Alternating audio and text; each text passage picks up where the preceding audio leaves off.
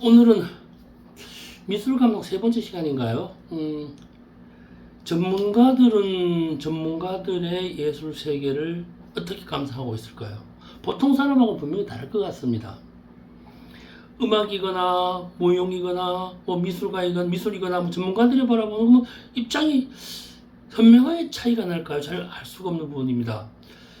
예전에 있었죠. 걸출한 트롯 가수 송가인, 임영웅을 배출한 미스트롯이라는 경연 대회에서 송가인과 임영웅을 선발한 기준이 무엇이었을까요? 노래 잘하는 사람 무척 많습니다. 그 노래 잘한다고 다 잘 되는 건 아니죠. 또 있죠. 글쎄요, 저는 이걸 제가 좀 못마땅하긴 한데 어린 아이들이 트롯을 부릅니다. 잘한다고 박수를 쳐줍니다. 이들이 부르는 트로트와 어른이 부르는 트로트는 무엇이 다를까요? 지난번에도 말씀드렸지만 감성은 속이기가 쉽습니다. 감정은 상대적이기 때문에 속일 수가 없지만 감성은 속일 수가 있기 때문에 거짓이 가능하다고 보는 거죠. 이런 기준일까요? 근데 말입니다. 좀 재밌는 거는요. 미술을 제외한 여타의 모든 경연대회나 콩쿠르 이런 것들을 보게 되면요. 사람이 함께 합니다. 표정과 퍼포먼스를 확인하죠. 보고 이야기하고 상황을 살펴봅니다. 근데 재밌는 거는요. 제가 미술계 있지 않습니까? 미술대회는 완전히 그림만 봅니다. 좀 이상하죠. 이상한 노릇입니다. 그림만 보고 어떻게 그 작품에 담긴 그 작품을 제작한 의도와 세계관, 미래지향적 사고방식을 확인할 수 있는지 말입니다. 정말 신기할 따름이죠. 미술대회 심사위원들은요, 정말 능력 대단한 것 같습니다. 그림만 보고 알 수 있으니까 말입니다. 조금 비꼰 겁니다. 진짜는 아니라는 거죠. 안녕하세요. 미술시장의 새로운 패러다임을 구축해 나가고 있는 미술만평 지식과 상식 296회차 박정수 전국의 만평이님과 해외 동포 만평이님께 인사드립니다. 반갑습니다. 안녕하세요. 잠깐요. 이 본 방송을 보시기 전에 우측 하단에 있는 구독 버튼 꾹 눌러주시면 더 멋진 방송으로 거듭나겠습니다. 좋아요와 알람정도 기대해 봅니다. 이번 달이 지나기 전에 이게 미술만평 지식과 상식 300회가 넘어갈 것 같습니다. 현재 지금 내용을 모아서 정리하고 있는데요. 이러한 내용들을 책으로 출판해보고 싶습니다. 도움 주신 출판 관계자님 연락 기다리겠습니다. 잘 해보겠습니다. 도움 기다립니다. 감상이라는 것은 예술 작품을 보고 즐기고 평가하는 것이라고 말씀드렸습니다.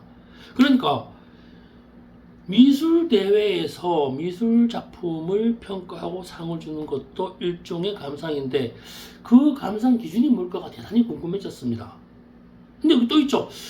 이 해외에서는 미술 대회가 잘 없는 것으로 아는데 우리나라에는 미술 대회가 왜 이렇게 많을까요? 정말 겁나 많습니다. 그래서 제가 이제 인터넷에다가 미술 대회 심사 기준이라고 이렇게 이 검색창에 적어 보니까요. 어른 미술 대회 기준은 좀 있기는 있는데 많이 없는데 어린이 미술 대회 기준은 상당히 많이 나와 있습니다. 거기 평가 기준을 보면요. 대다수가 창의력을 일본어로 보고 있고요. 창의력과 주제에 대한 이해와 표현력. 세 번째가 어른 그림들이 아닌 직접 그린 그림을 평가한다고 되어져 있습니다. 그리고 또 있어. 마지막 나와 있는 게 학습된 기계적 그림은 제외 좀 성적에서 많이 낮춰서 심사한다라는 내용이 적혀져 있더라고요. 그래가지고 오늘 살펴보면서 어른들의 미술대회 심사 기준을 이렇게 살펴보니까요. 똑같습니다. 내용 똑같은데요. 말만 어른들이 쓰는 말로 바꿔놔야겠습니다. 좀 학문적이고 현학적이고 문어체적으로 적어놨을 뿐이지 내용은 똑같습니다. 근데 말입니다. 같은 내용인데 아이들 그림과 어른들의 그림은 어떻게 구분하죠? 근데 애들 그림은 아동미술이라고 예술이라고 하지 않잖아요. 모든 것은 아니지만 애들 그림을 방금 말씀드렸다시피 예술이라고 하지 않는 이유가 뭐죠? 제가 생각할 때는 그거 같습니다. 사회성과 세계관을 저는 구분하고 싶습니다. 아이들이 경험해보지 못한 어떤 글을 그릴 때는 상상화라고 하죠. 상상화 대회가 있습니다. 지금은 모르겠습니다. 요즘 아이들 어떤 상상화를 그리는지 모르겠지만, 뭐 영화에 등장하는 그런 것들이 눈에 잘 보이지 않을 때 소설책에만 있을 때 상상화 많이 그렸습니다. 우주 그리고 바닷속 그리고 땅속 그리고. 요즘 어떤 상상화를 많이 그릴까? 상상 안 그리나요? 잘 모르겠습니다. 뭐 일본 애니메이션에서 상상 이상의 것을 다 보여주고 있으니까 말입니다. 뭐 아바타 같은 영화에서 상상 이상의 것 다 보여주고 있으니 상상화라는 말이 요즘 좀 무색한 것 같기도 합니다. 뭐 텔레비전 드라마가 판타지인데 그것도 상상의 일종 아닌가 생각해 봅니다. 그러니까 아이들은 현실을 기반으로 하지 않은 그림을 그린다. 어른들은 현실을 기반으로 하는 상상의 세계를 만들어낸다. 이 차이라고 생각을 해봅니다. 또 있죠. 제가 갤러리를 운영하면서 젊은 작가들이나 조금 중진 작가들이나 같이 하고자 하는 분들을 많이 만납니다. 그런 분을 만나게 되면요. 우선 이쪽 사적인 견해입니다. 다른 분은 상관없이요. 작품을 제작하는데 그 화가가 자신의 세계관에 대한 일관성을 유지하면서 지속적으로 이 작품을 생산해낼 것인가 아닌가에 대한 가능성을 첫 번째 염두에 둡니다. 그럴 수밖에요. 대신에 세계관이라는 건 제가 모르죠. 잘 만나가면서 알게 됩니다. 그리고 쭉 할 수 있는 걸 찾아봅니다만, 지금 그런데요. 지금 현재 현실을 바라보면서 예술작품, 미술작품은 어떻게 감상할 것인가, 그 감상 기준이 너무나 다른 것 같습니다. 사실은 좀 일관성과 보편성이 있어야 함에도 말이죠. 모두 그런 것은 아니지만, 여기는 일종의 하나의 감상법이겠죠. 아트페어를 많이 나가는 갤러리스트의 감상법은 판매 가능성을 일본에 두지 않을까요? 그럴 것 같습니다. 또 있죠. 우리나라에 산재해 있는 수많은 미술대회 있죠. 거기 미술단체에서 진행하는 미술대회의 심사 기준은 연출과 돈인 것 같습니다. 미술계 다 아는 얘기죠. 어떻게 잘 모르겠습니다. 그리고 또 여기다가 세 번째로는요. 국가기관이나 지방자치대에서 미술품을 사죠. 미술품을 사죠. 아트뱅크라고 하기도 합니다만, 여기에 심사에 대한 기준은요. 그 출품한 화가의 경력과 활동력, 또 판매 경력, 그다음에 출품된 작품의 가격 기준을 중심으로 해서 사회적 가치를 판단 기준으로 삼기도 합니다. 이 부분 제가 잘 아는 게요. 심사를 몇 번 들어갔었거든요. 네. 초보는 잘 매입하지 않습니다. 어느 정도 사회적으로 검증된 미술품을 구매하게 되는데, 여기에 대해서는 판매된 경력, 인터넷 찾아보고 뒤져보고 합니다. 그 다음에 이 평론가님들이나 어떤 이 지역사회의 유지분들이 보면서 사회적 보존 가치 기준이 없냐 있냐를 따지기도 합니다. 이 부분은 조금 정상적이기도 한 것 같습니다. 이거는 돈을 주고 사는 거니까요. 그것도 감상법 아닌가 생각해 봅니다. 다시 처음으로 돌아가 볼게요. 오늘 주제가 화가가 다른 화가의 작품을 감상을 할 때 어떻게 할 것인가, 이 얘기를 하고 있는데 자꾸 옆으로 새나가기도 합니다. 그래도 이것도 결국은 감상법이 아닌가 생각합니다. 이 부분은요, 제가 개인적인 사적인 견해입니다만, 비교적 온전한 감상법이다라고 했을 때는 미술대학 교수가 학생 작품을 평가할 때가 가장 합리적 감상법이 아닌가라는 생각을 합니다. 지금 현재도 이 많은 대학에서 일어나고 있죠. 교수님들 보고 계시지만 평가 기준 다 비슷하더라고요. 학생들 다 불러놓고 그림을 세워놓고 학생에게 자기 자신에 대한 작품을 설명하게 합니다. 작품의 제작 의도와 상황을 듣죠.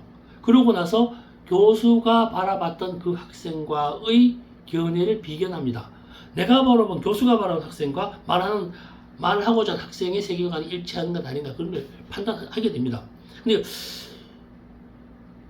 그러면 사회적 가치가 형성될 수 있는지를 또 봅니다. 그 이야기를 들으면서요. 과연 이것이 어떤 이 감정적인 관계와 교류가 있을지를 판단하게 되는 거죠.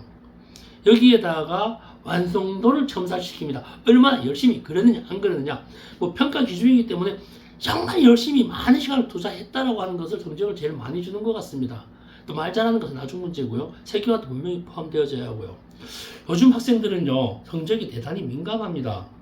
성적 결과에 대한 보편적 입장을 본인이 이해하지 못하면요, 교수님께 따집니다. 그렇기 때문에 교수님이 대한미술대학 교수님의 실기 작품 평가 기준은 합리적이어야 하거든요. 보편적이어야 하고요. 근데 이러한 상태의 감상법이 좀 현실적으로 합리적이지 않나 생각을 해봅니다. 근데요, 여기다 다 이야기를 하면요, 그림 그리는 화가들 말입니다. 화가님들은 다른 화가의 작품들을 어떻게 평가할까요? 이거는 좀 애매모호합니다. 열심히 작품 활동하시는 분들은요, 본인의 작품이 세계 최고라고 믿고 있습니다. 본인의 작품에 대한 판단을, 자기 작품을 기준으로 판단을 합니다. 작품 제작 방법이나 사회적 기법, 이 환경적 입장을 기준으로 남의 작품을 볼 수밖에 없습니다. 어떻게 보면요, 사실은 그러하지 않음에도 불구하고 남들이 봤을 때는 편협하죠. 자기 세계가 1등이기 때문에 편협할 수밖에 없습니다. 이건 나쁜 뜻으로 편협은 아닙니다. 감상법에서 자기 세계를 공고히 한다는 건 좋은 뜻이기도 합니다. 결론을 미리 말씀드리면요, 모두 다 그런 건 아니지만 예술가 활동을 하고 있는 예술가는 다른 화가의 작품을 감상하기 어렵다. 그죠? 물론 평가하는 것이기 때문에 사적인 것이기 때문에 사적으로 판단할 수 있지만, 예술가는 자기 세계의 중심이 공고하고 고착화되어 있기 때문에 기준점을 보편화시킬 수 없다. 그렇게 말씀드리는 겁니다. 그다음에요, 미술, 이건 좀 엉뚱한 얘기입니다. 원로 화가님들, 미술계 어른들이 후배 예술가의 작품을 감상할 때는 사주는 게 최고입니다. 사줘야 됩니다. 거기 감상법 최고. 네가 작품 좋으네? 내가 사줄게. 이게 최고의 감상법이 아닌가 생각해 봅니다. 작품 코치가 아니라 그죠? 작품 코치하기는 좀 못하지 않습니까? 예술가는 예술가이기 때문에 나이가 많고 선보이고 대접받는 것이기 때문에 어떤 건 이렇게 해야 저렇게 해야 저렇게 좀 가르친다는 건 좀 문제가 있는 것 같습니다. 동료가 동료의 작품을 평가한다는 것은 조금 문제가 있다고 보는 것이죠. 스포츠처럼 순위가 결정되는 건 아니잖아요. 많이 팔렸으면 양땡 그것도 아니잖아요. 작년에 내 매출 10억 팔려서 그러니까 내 그림 세계 최고야. 이건 좀 말도 안 되는 거잖아요. 많이 판매되었다고 해서 예술 감상의 판매 기준이 되어서 안 된다는 걸 말씀드려 봅니다. 어른들 미술 대회도 그림을 평가하는 것이 아니라 대학 교육처럼 모아놓고 객관적 평가를 해야 하지 않을까라는 생각을 해 봅니다. 네, 즐거운 하루 되십시오. 다음 시간에 또 다른 형식의 미술 감상을 이야기해 보겠습니다. 오늘 비가 내리네요. 따뜻한 주말 되시기 바랍니다. 고맙습니다.